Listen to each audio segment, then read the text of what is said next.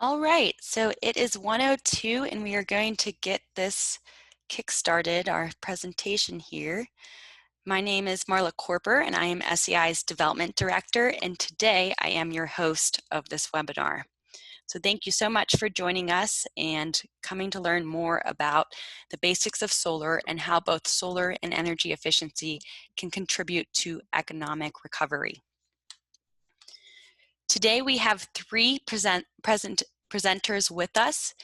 This is a co-sponsored webinar with the Colorado Energy Office.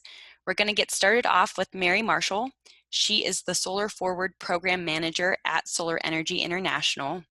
And then we're going to turn it over to Michael Turner. He is the Director of the Building Innovation and Energy Finance Unit at the Colorado Energy Office. And then finally, we're going to have Delynn Southern, and she is our Technical Specialist at the Colorado Energy Office. I'm going to start with some logistics so that we're all on the same page. Throughout this presentation, you are going to be on mute and you're not going to have video. So the way that we're going to communicate is through the Q&A icon that you can find at the bottom of your Zoom screen.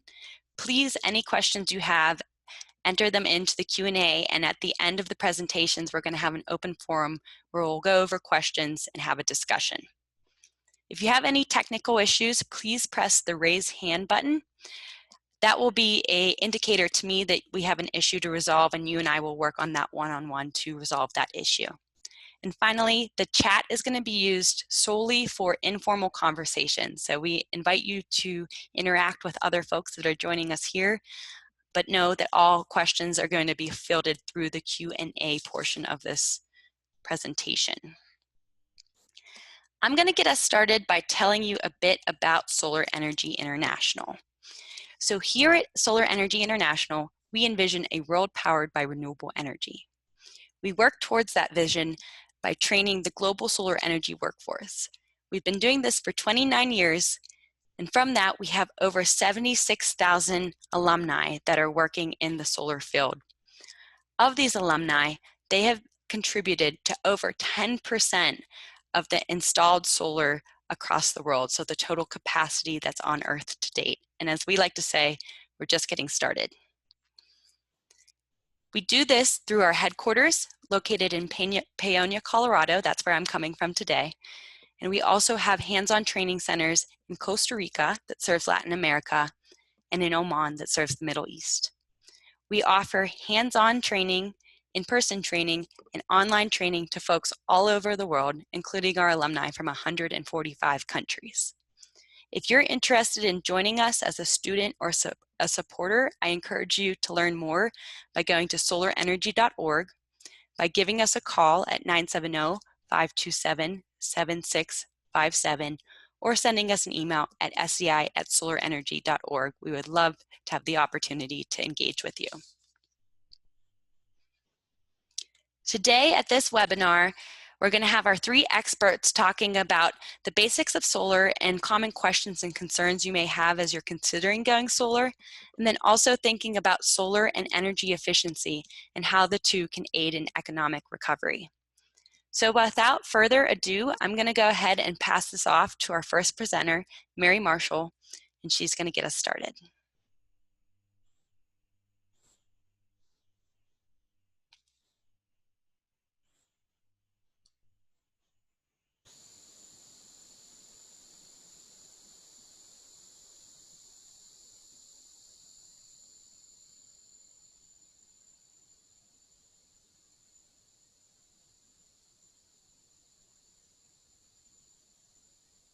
Great. Hi, everyone. Thank you so much for being here today. My name is Mary Marshall, and I am a program manager at Solar Energy International for a program called Solar Forward. And before we get started with the poll, so the purpose of this webinar today is we really wanted to put something on to support the solar energy workforce in Colorado. And we wanted to do this by providing an educational resource to participants of this webinar who are interested in going solar to talk about the benefits of going solar, Solar 101, and then specific programs in Colorado. So we have a wide audience from all different areas of the sustainability industry. Some people in on this webinar today are interested solar customers. Some folks here today are community leaders, and other folks here work at solar installation companies. So we have information that might be a little bit in the weeds and detailed, and we have some other information that might be a bit more basic for some folks. So we really hope that everyone gets something out of this webinar. We really appreciate you being here, and we really welcome your feedback. So we'll start things off with a poll. So what are your biggest obstacles in going solar? Or what are your constituencies' biggest obstacles in going solar, or your potential customers' biggest obstacles?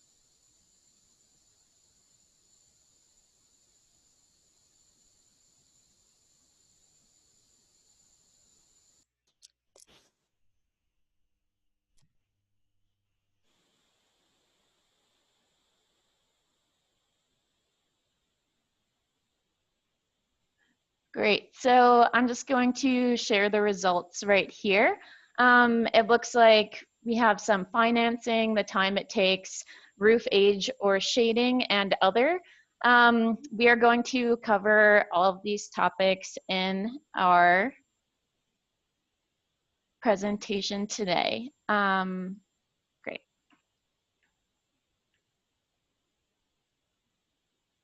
So today we are going to start off with a Solar 101 vocab crash course. Then we're going to cover some utility bill basics and solar incentives. And then we'll talk a little bit about what is Solar Forward, SEI's technical consulting program that helps grow solar markets in rural communities across Colorado. So these are just a few basic selling points for your community on why people might be interested in going solar or getting a solar energy system. The first being it is renewable, abundant energy. So every hour the sun radiates more energy onto the earth than the entire human population could use. And let's take advantage of this infinite resource as opposed to finite energy resources. Additionally, energy independence. Solar offers a locally based option to decrease our dependence on energy that is provided by companies from far away. So a lot of us in Colorado, our utility is a rural electric cooperative that gets their energy from a wholesale electricity supplier that is located far away. By producing your own energy and having community members have more solar systems, you are then, instead of spending that money on your utility bill that's going to that wholesale electricity supplier, that's money staying in the community that needs it the most. It's helping to contribute to the local economy. It's a wise investment. So on average for a 5-kilowatt solar system, you will save over $1,000 each year on your electricity bill. This will only improve as electricity rates on average rise about 4% per year in the US. It prevents greenhouse gases, so it's a clean source of energy. And it's right now is a perfect time to go solar because there is an income tax credit, a federal ITC that is slated to decrease again in 2021. And we will talk about that a little bit later on. So this is just a visual about that financial aspect that I mentioned in the slide before this. So like I just said before, without a solar system, you would pay about $1,000 on average every year for your utility bill. And this graph specifically is showing over 25 years, and it's not taking into account the 4% average increase of rising utility rates. So say you pay $12,900 for your solar system in year one, and you're paying $50 each year in fixed rates with the savings of $950 per year. So after your break-even point, you are actually earning rather than saving. So now we're gonna cover some basic solar vocab words. A solar electric system uses photovoltaic panels to generate electricity that can be used throughout your home or business. Already I've been using solar and PV interchangeably, and what PV is, it just stands for photovoltaic, and the photovoltaic effect is that magic that happens inside of the solar panel that results in electricity that we can use eventually. So it's totally okay to use those terms interchangeably. Then in this presentation, we're going to be talking about grid-tied solar systems. These are solar systems on your home that are connected to your utility grid, and the production of those systems and your own consumption is measured through a meter. So net metered systems track what you consume minus what you produce, and you are charged for your net energy use. And then finally, we're going to talk a little bit about off-grid systems that store power in batteries. So this is a basic schematic, just a diagram of system components here of a grid-tied system.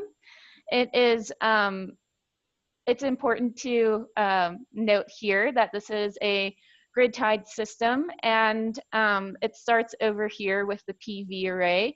That's where the energy generation happens. It goes here through an inverter, which, to put simply, just converts that into energy that we can use to power the loads in our home. This is the service panel right here. The meter is used to track production and consumption, and it's connected to the utility grid. So if the utility grid, if power goes out, it's important to note that your power will also go out in your home. That is to protect the linemen and women working on the utility grid in case of an outage, so there is not power rolling back onto the grid. If you are in an area where your potential solar customers, constituency, or you are a potential solar customer that may be interested in more resiliency, you can look at a battery-based or off-grid system.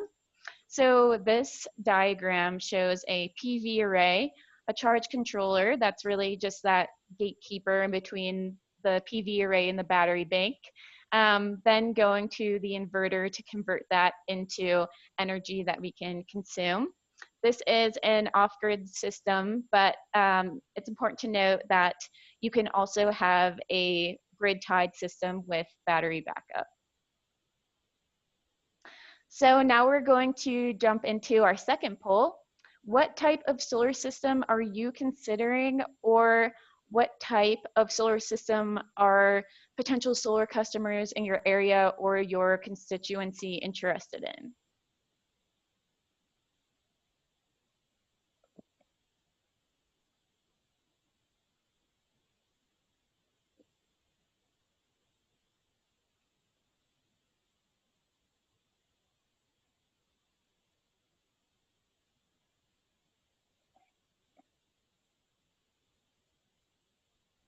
Great, so we have some varied interest across the board. It's really interesting to see how battery-based systems are really becoming, you know, a really big topic that residential homeowners are interested in learning about, especially a lot of rural communities that we work in. People are really interested in learning about ways that they can be more resilient. So now, before we dive into some utility bill basics, we are going to talk about power versus energy. So power is the instantaneous rate of electrical consumption or generation measured in watts, and energy is power consumed or produced over a time period measured in watt hours. So we have here two quick examples, one representing consumption and one representing generation.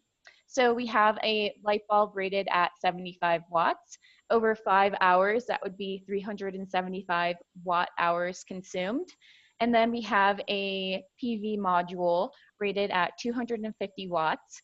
over 6 peak sun hours, it would produce 1,500 watt hours.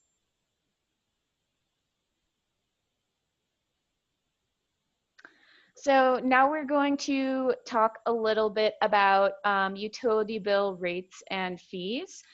On your utility bill, you will see both some variable charges that can be offset by your PV system, and then you will also see some fixed charges that your PV system usually can't offset, and those include service or connection fees, overhead costs, maybe a monthly minimum charge. On the other hand, variable charges can typically be offset by PV. And those include your cost of energy, transmission costs, and even in some cases, demand charges. So your cost of energy can be on different rate plans, and it's varied on what your utility has to offer. So the common rate plans that we see here in the US are flat, tiered, seasonal, and time of use.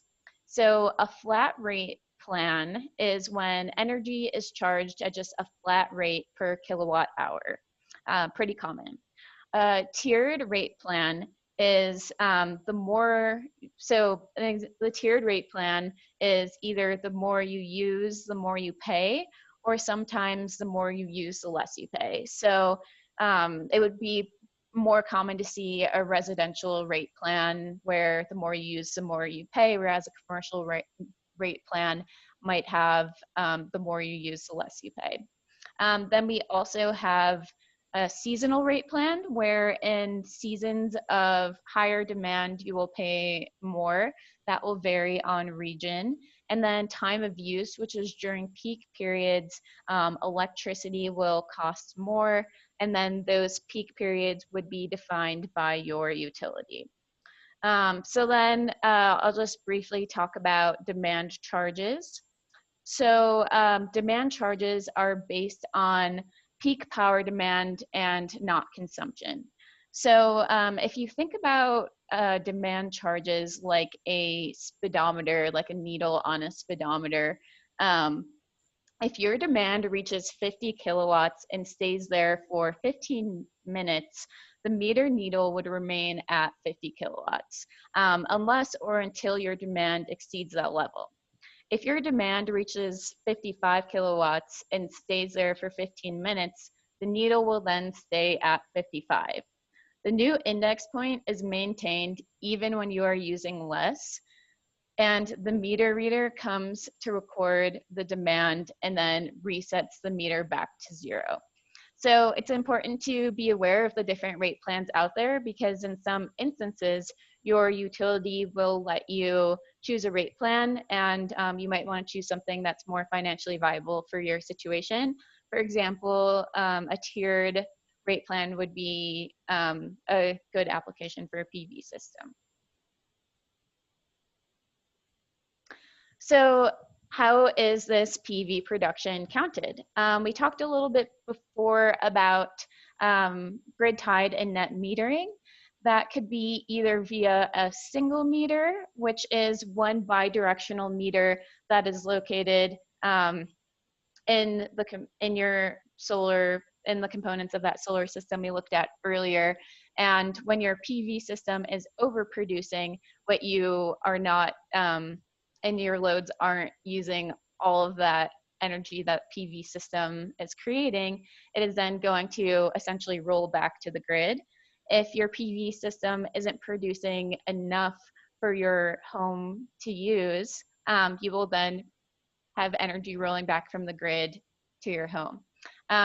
This is tracked by a single meter, and again, you pay the net.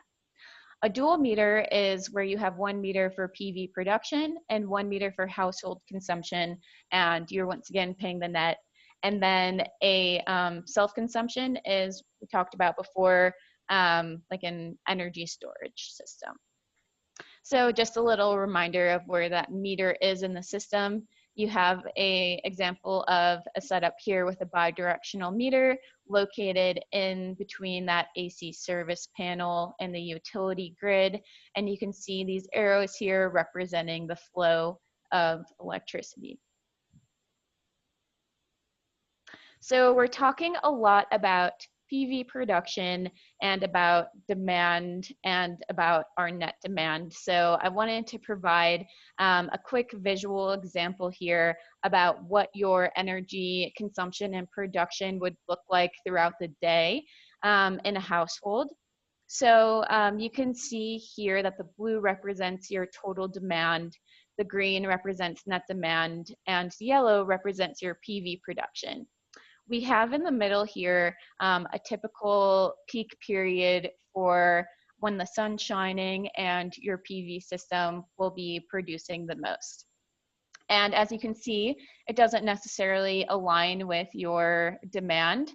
We wake up in the morning and we turn on some appliances, our lights, maybe we'll leave for work during the day, and then we'll come home and we'll use appliances again and perhaps a TV when we're not all working from home. And you can see that even though the PV production is not during your peak consumption, you're still only going to pay that net, and it sort of offsets that, so to speak. So when we look at this in an annual context, this is an example from Chicago, Illinois, where unlike Colorado, where I'm based right now, in the winter it is cloudy and the PV system might not produce as much as it usually does in the summer. So you can see here in this annual example with blue representing your household's consumption and orange representing your PV production, there are times where you're going to be producing more than you consume, and there are times where you will be consuming more than you produce, but annually it averages out to about 85% of that usage offset from the system. So now we're going to talk a little bit about types of PV incentives. You have performance-based incentives that are incentives paid based on your system production over time. And this is what we were talking about before with net metering. So utilities have different net metering policies. So if you are overproducing and pushing more energy back onto the grid than you are currently using, your utility might pay you in the form of an incentive for what you're producing. We have capacity-based incentives, which are cash incentives based on your installed system size. So an example of this is some utilities might actually give you some sort of incentive or rebate based on just installing a PV system, and that would be according to the size of that system. And then finally, we have cost-based incentives. The federal tax credit is a really good example, but there can be local, state, and even national cost-based incentives, and this varies by location. So the US has a federal tax credit that was 30% in 2019 and has been gradually tapering, but this would be a cost-based incentive, 30% off of your system. Right now it's 26 and next year it'll be 22, but it's important when you are marketing solar systems and sharing about how people should take advantage of this ITC. Not everybody is eligible for this. So it is based on if you're paying federal income taxes, and if you're not paying taxes, you won't be eligible. So it's always important to refer people to a tax professional. So finally, I'm going to talk a little bit about Solar Energy International Solar Forward Program. This program leverages the technical expertise of SEI as an industry-leading solar training facility, and it helps rural communities meet local sustainability goals, achieve economic development benefits that come along with growing a solar market, and of course, creating jobs through having more solar adoption. So the idea of this program came about because there was a need in rural communities in the state to support this transition to a more renewable energy powered future and the benefits that come along with that. So we talked about local economic resiliency, local jobs, and everything that comes along with the benefits of a solar market. So how this program works is that the Solar Forward program will partner with a nonprofit or a government department or a community group on the ground in a community, and we provide free technical consulting on how to implement an educational outreach campaign aimed at kickstarting a solar market. This campaign involves engaging local stakeholders, partnering with local installers, and other community groups to support this campaign. You'll have a technical advisor to help you launch this program, and you will also have access to the Solar Forward Toolkit, which is compiled by industry experts to make it easy for you to launch this initiative. It contains technical tools, documents, and a proven model that we've used in communities across Colorado. Along with this program, we utilize SEI's workforce development efforts. So participants will get free SEI training. We have scholarships available through the program if needed for local installers. And we also engage our professional spin-off SEI professional services to ensure that all systems installed in this program are of industry quality and standards. So the impact to date is that this program has empowered community groups on the ground to work with installers to install 1.5 megawatts of new installed solar across Colorado.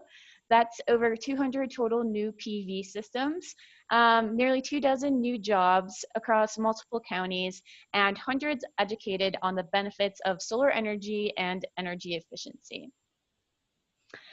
Just a little bit more about some of the educational tools you saw today. Some of the visuals and some of the different lessons that we just touched on today are taken from SEI's classes. So our PV 101 dives much deeper into system components and utility bills. Our RE 100 is a free class online. And additionally, a lot of the tools you saw in the presentation today are some of the things that we include in the Solar Forward program. Thank you so much for attending this webinar. We're going to pass it off to the Colorado Energy Office. My name's Mary, and please send me an email if you want to learn anything else about the Solar Forward program or any of the lessons that you saw today. Great. Thank you, Mary. This is Michael Turner with the Colorado Energy Office, and I'm going to pull up my screen here.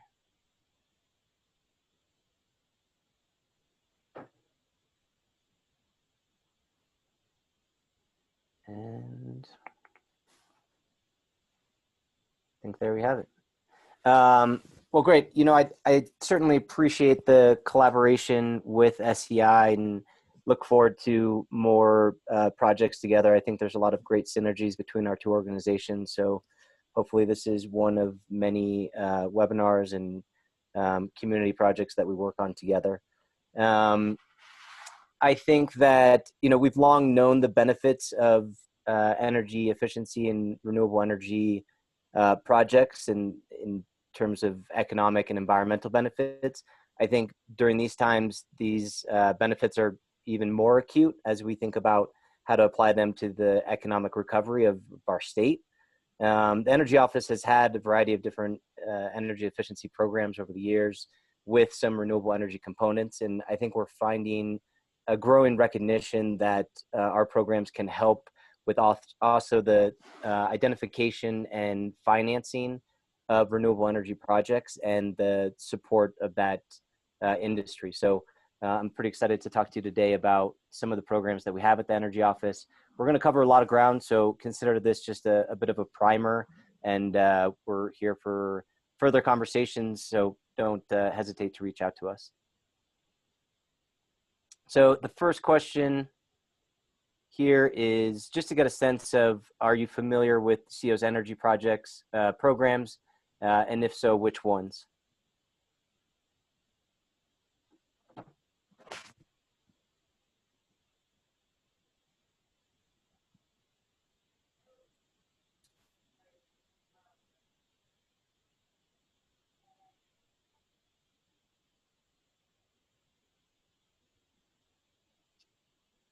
And if you wouldn't mind, maybe just for those that did say yes, maybe throwing in the chat which ones you're familiar with. It'll give us a better idea of maybe where to take the conversation.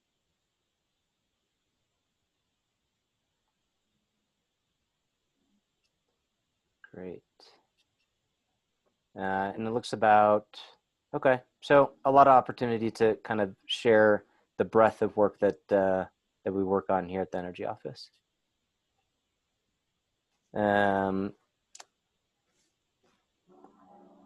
Wanted to give everyone just a broad overview of what we do at the CO. We work to reduce greenhouse gas emission and consumer energy costs by advancing clean energy, energy efficiency, and zero emission vehicles.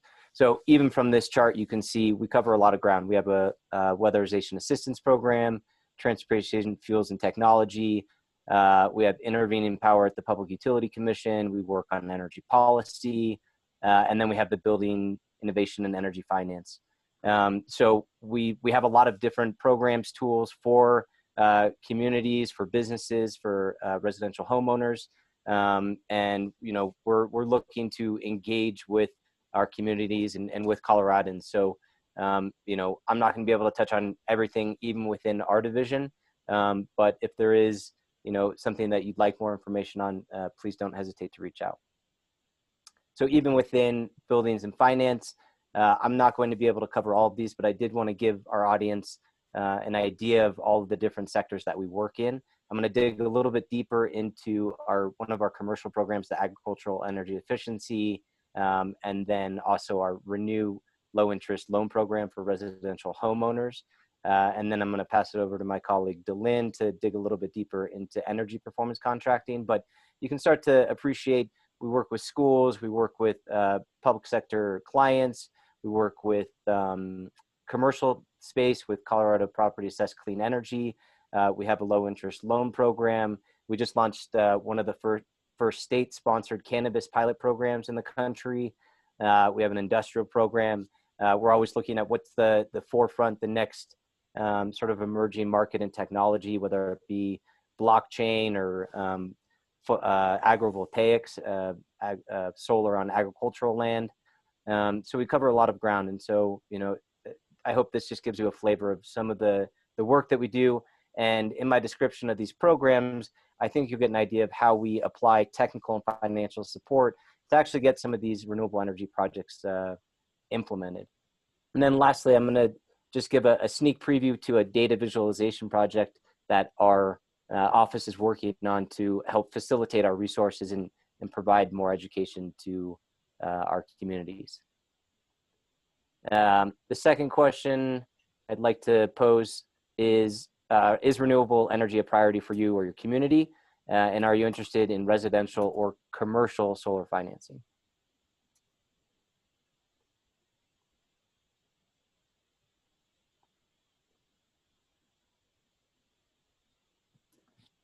I'll give this just a second longer.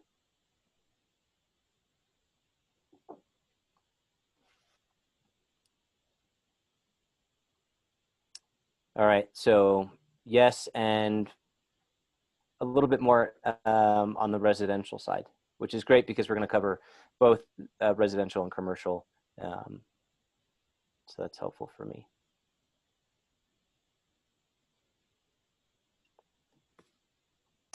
The other thing that I wanted to highlight is I think that the significance of having an administration that is making renewable energy and climate change and greenhouse gas emission reductions a priority for their administration. So as you can see, one of the 4 pillars of Governor Polis's administration is to set Colorado on a pathway to 100% renewable energy by 2040.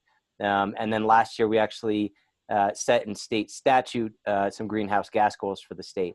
I think this demonstrates that we have support all the way to the governor's office. And, you know, we're working on the ground to design programs to help us get closer to these goals. And I think it is very significant to have that type of leadership in driving our work. I'm going to start off talking briefly about our statewide agricultural energy efficiency program. This may or may not apply to you. I think it's good knowledge knowledge to have, that it's available, that this could be a resource for your community. I also think it's a very good demonstration of how we're approaching energy efficiency and renewable energy. And what I mean by that is, with this program in particular, we've done our market research, we've identified what the opportunities are. Then how do we actually get projects implemented? How do we support Coloradans and businesses and homeowners in actually getting those projects implemented? One of the first ways in this program is providing a free energy audit, a free preliminary renewable energy assessment, and then the technical support. So we have energy coaches that will sit down, help prioritize projects, figure out return on investment, and then figure out what's the next step. How do we actually get these projects financed? And the phase 2 of the ag program for me is really kind of the linchpin in the success of this. It's figuring out, putting together a financial toolkit of funds to actually finance these projects. To date, we've been able to leverage over $3 million from our partners at the Colorado Department of Agriculture, USDA, utility rebates, and then our office offers some small incentives as well. In addition to that, the energy coach for this program will apply for the funds, work to find vendors to implement those projects, and then verify that they were installed correctly. This is a little bit deeper of a dive of what's kind of contained in that energy audit report, identifying the conservation practices for energy efficiency and renewable energy. And then we're actually, again, doing those preliminary renewable energy assessments for solar thermal, solar PV, and ground source heat pumps. And we actually have funds to actually pay for feasibility studies for those renewable energy projects as well. And then that energy coaching, which I think is just absolutely instrumental in terms of turning an audit into an actual project. We don't want to finance or fund a bunch of audits that just sit on the shelf. So we dedicated a lot of time and resources and talent to really figuring out how to get those projects paid for that work for our participants. This gives you a flavor of some of the funding that we put together, something that we're constantly developing. It's and figuring out what additional financial resources we can use for the ag space. But again, this can be applied to some of our other programs. And we're looking for grants and loans. And also, I think we also have the authority to create new programs if we don't already. So we're also looking at what's going on around the country and around the world, if there are other sort of innovative financing tools that can be applied here in Colorado. To date, we've achieved over 300 audits, leveraged $3 million, saved a lot of energy, but also identified a lot of projects in these audit reports. So it gives us further projects to work on and more work to do with our participants. I'm going to switch gears here a little bit and talk about our residential energy upgrade loan.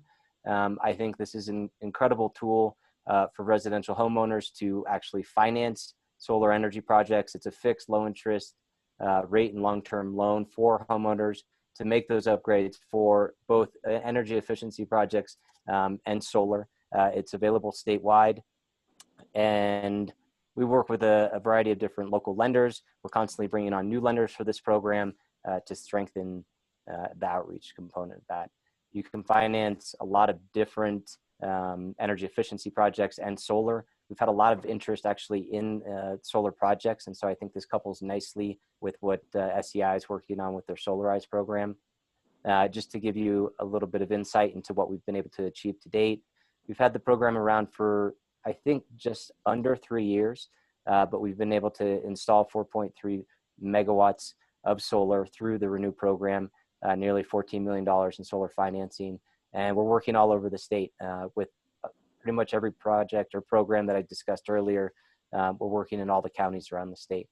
And this is sort of some more information about what that financing actually looks like. Interest rates starting as low as 2.75 and really pretty nominal loan fees and no dealer fees, which I think makes this a very attractive financing tool for solar and energy efficiency for homeowners. And as I mentioned at the beginning, we are excited to be launching a new website at the end of this month.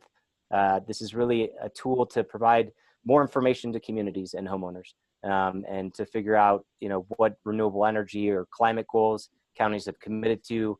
We're committed to promoting and educating communities on what they've committed to and sharing that information. And then I put my colleague Christine Berg's information down here.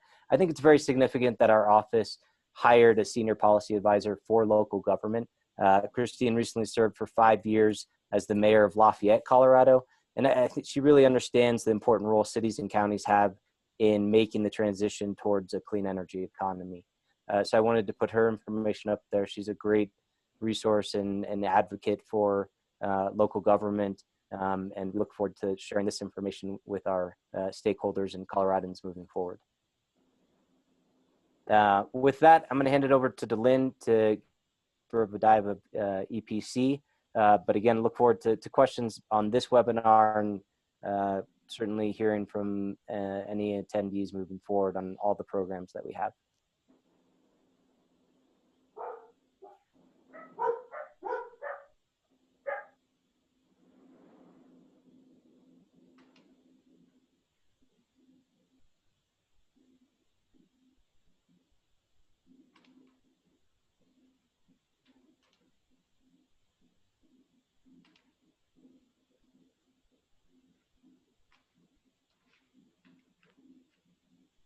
Okay, hi everyone, I'm Delynn. I'm a technical specialist at the Colorado Energy Office. Michael provided a good review of our office's technical and financial assistance programs, and so we just wanted to take a bit more of your time to dive deeper into our energy performance contracting program, which has been a useful tool for the implementation of solar projects in Colorado. Before we begin, we have a question to kind of gauge who our listeners are today. So are you or your organization a public entity or special district? Yes or no?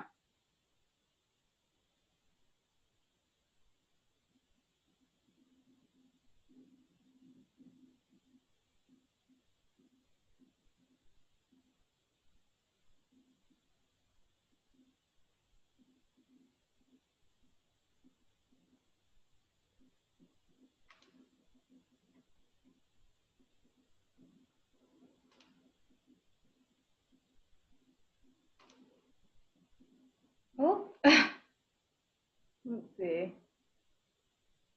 Okay, well, we'll move on.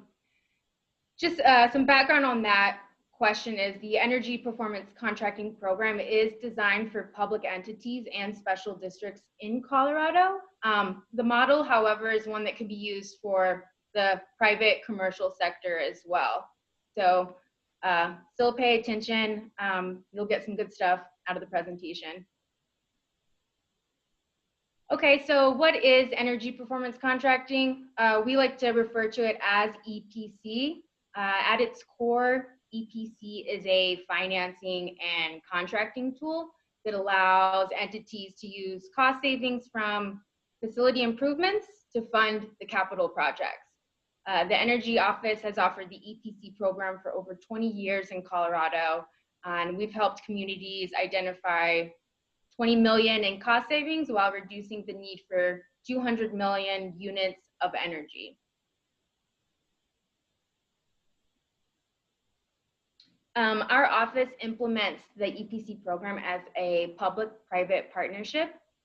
This is a collaboration between a public entity and a private sector company that can be used to finance and build projects.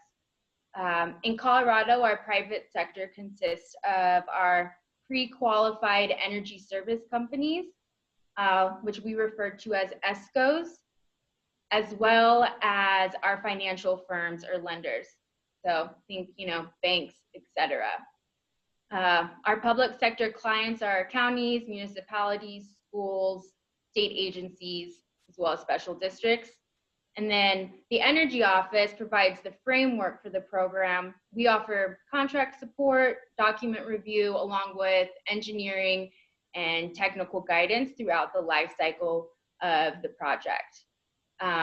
This partnership, which we call a P3, the P3 model creates a partnership that optimizes cost, quality, and ROI. We're fortunate that here in Colorado, we do have a great team of private sector partners that work closely with us, as well as our public stakeholders.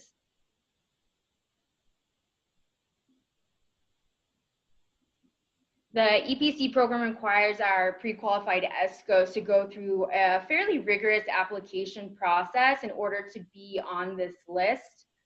We currently have 12 skilled engineering firms in the program, and they're able to provide our clients with workable energy solutions and projects.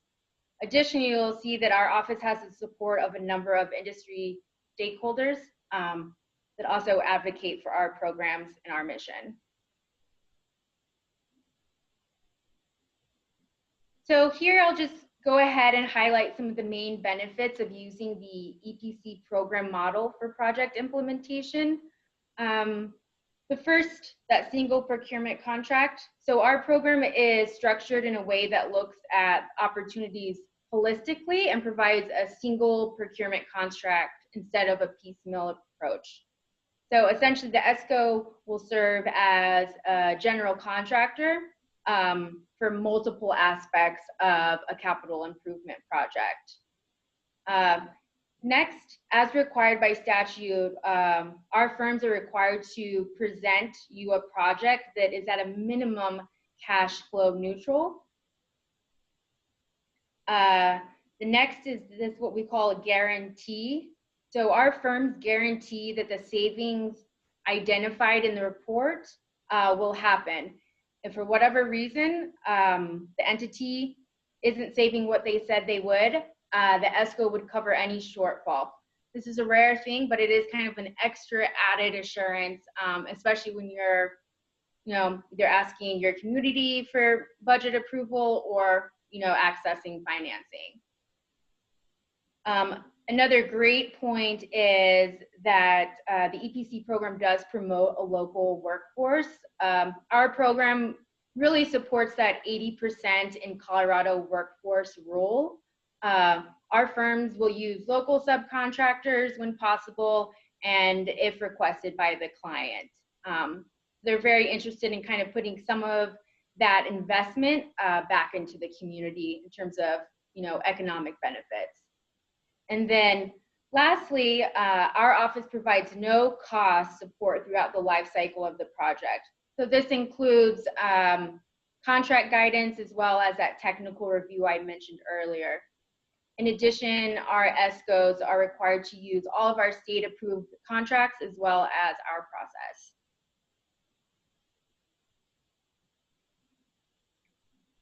All right, so here's another question to kind of get your brains thinking.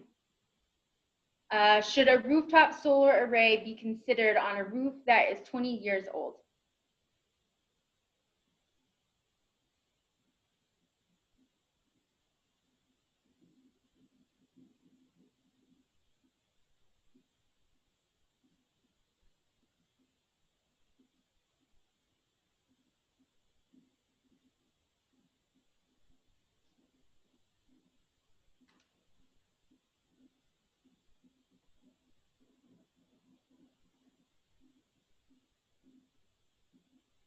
Okay, so, it looks like most of you answered that correctly. Give it a sec. Okay, so this question was really asked so we could highlight how the Energy Office's technical team, as well as our ESCO partners, review project opportunities from a comprehensive angle. So focusing on one improvement only may not be the best solution for a building as a whole. In this example, a roof's life expectancy is about 20 to 25 years.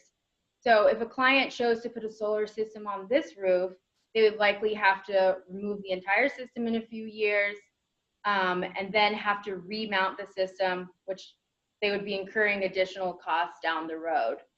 A benefit of our program is our technical team would have flagged this for our clients and worked with our ESCO partners to develop an alternative solution that's in the best benefit for the client.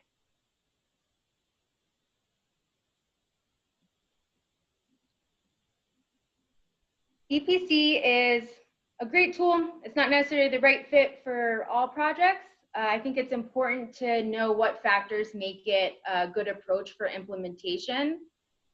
We kind of like to think about it like this. Let's say that you're a public entity with either high utility costs, maybe you have capital improvement needs, budget constraints, or community sustainability or climate action goals. The EPC program helps you identify capital improvement and cost-saving opportunities. It provides solutions for capital and financing, and all of this is to help you achieve your goals and needs. So how do we do this? As mentioned previously, EPC allows entities to reallocate those cost savings from energy efficiency improvements and use those to repay the cost of the project over the contract term. So for example, you have this first column, that's your existing operating expense. So using the EPC program process, an ESCO is selected, and this top portion shows the facility energy improvements that also provide those operating cost savings. The ESCO uses these measures and these savings to create a cash flow neutral project for the client, and these savings are actually used to access financing. A great point, as you'll see right here, is if you are going after perhaps a Department of Local Affairs grant, etc., the financing access through these savings can be used as part of that grant match. So that's been a great benefit for a lot of our public entities in Colorado. So next, you'll see how these savings are now used as that payment during the financing period. You'll notice that your overall annual operating costs have actually decreased. And this is from all those improvements that have been implemented. And then lastly, after repayment, the operating savings from all those shiny new equipment you just got are yours for the remainder of that product's life. And I'll quickly go through this. The energy performance contracting program consists of 5 major steps that you'll see. That first step, this is just working with our office or perhaps an energy service company just to determine if there's interest in pursuing a facility improvement process or project. This next step is where we begin evaluating your needs, savings potential. An ESCO is selected during this stage, and depending on your procurement, this could be in the form of an RFP solicitation or simply a sole source where going out to bid is not required. Next step, step 3. So after that ESCO is selected, the client may choose to enter into an investment grade audit contract with the firm. This is that detailed assessment and is used to create the scope of work and the proposal. The firms will actually work with you to identify your goals, and they also help you identify funding streams. So that includes capital budget, grants, loans, as well as utility incentives. So if the client agrees to move forward, you enter into that implementation phase. This is the energy performance contract in its truest form. And this is where they show up to your facility, boots on the ground, get things rolling. And then step 5, after the project is completed, we do a measurement and verification process. This is like checks and balances. The ESCO comes annually. They'll present performance data on the installed project. And this will show the client that the measures implemented are actually producing as described. So as part of state statute in Colorado, we require 3 years of M&V. And again, this is that added assurance for our clients. So here we just have, some measures specific to energy efficiency that an ESCO could identify during that investment grade audit. Lighting upgrades, boilers, pumps, as well as building automation systems. Additionally, our program does encourage the implementation of electrification measures. What I mean by that are solar arrays, electric charging stations, geothermal systems, or any associated utility rate improvement. And to go a bit deeper into the renewable energy, so renewable energy is not technically an energy efficiency measure, and so savings are not seen through reduced energy use, but rather through avoided costs. So these two ownership models are commonly used in EPC projects that include a renewable energy component. That first one, the on-balance sheet model, allows the savings to be realized through reducing the amount of power needed to be purchased from the utility. And that PPA model allows the savings to be realized through the lower utility rate costs that you negotiated with the PPA provider. So borrowing from that earlier EPC financing graph I showed, renewable energy does follow a similar structure. This first column is your current energy cost. This top red line is your building's energy requirements. By supplementing this with renewable energy, your purchase utility costs drop and then the savings are realized. It's this difference right here. So these savings can be used alongside with savings from other energy efficiency measures to buy down the cost of the project and lower the payback. So to put this into a little bit of perspective, here's a case study from a recent client, the town of Walden. They used the EPC program as a way to install a 75 kilowatt floating solar array on one of their wastewater treatment ponds. This system is now providing 100% of that facility's energy needs. Their ESCO was also able to secure over $200,000 in grants and incentives to offset the project cost. And then another example, I know that Mary mentioned Gunnison County earlier. They used the EPC program to implement a 331 kilowatt solar array and coupled it with a full-scale LED lighting upgrade. So not only did the efficiency work lower their energy use requirements, they brought that base load down. The solar array was used to provide power for their facilities. And you know, they're saving over $150,000 in utility costs annually. And then lastly, this is just highlight some of the success of our program. We've worked with many clients throughout Colorado. We've saved almost 24 million for Colorado jurisdictions, and we've put almost 586 million back into community through those facility improvements. Okay. Thank you. Wonderful. Thank you so much, Delynn, Michael, and Mary.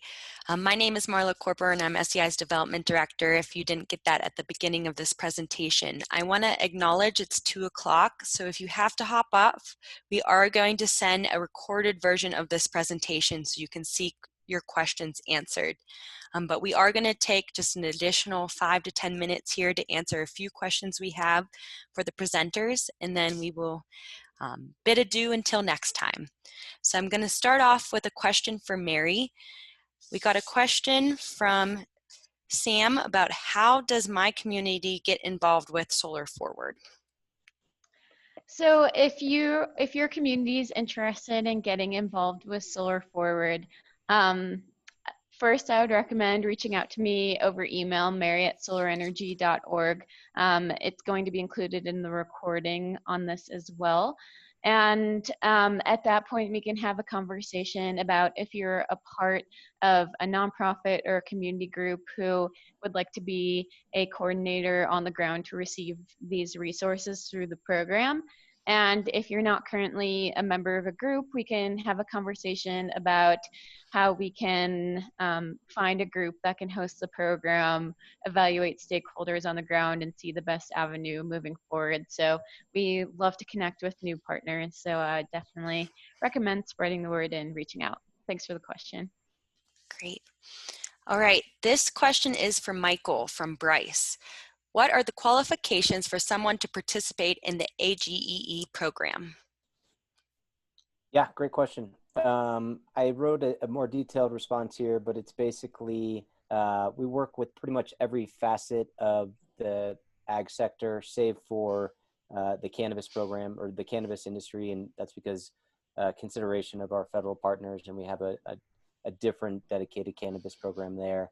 And we're also asking that the participants have a minimum energy bill of $4,800 a year of on-farm energy costs. And that's really, making sure that we're not spending all of our resources on hobby farms, but these are dedicated ag producers. Yeah. Great. And the follow-up question that Michael was then does that mean that the state will help those members secure funds like USDA REAP?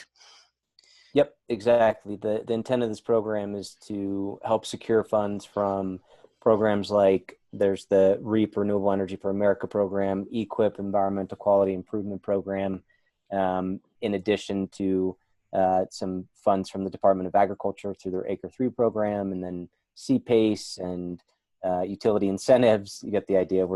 We try to have a pretty big toolbox of financing for our participants.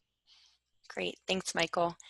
And then finally, this question is for Delynn. It's from Catherine, and she wants to know, what are the minimum financing and transaction amounts for the performance contracting program?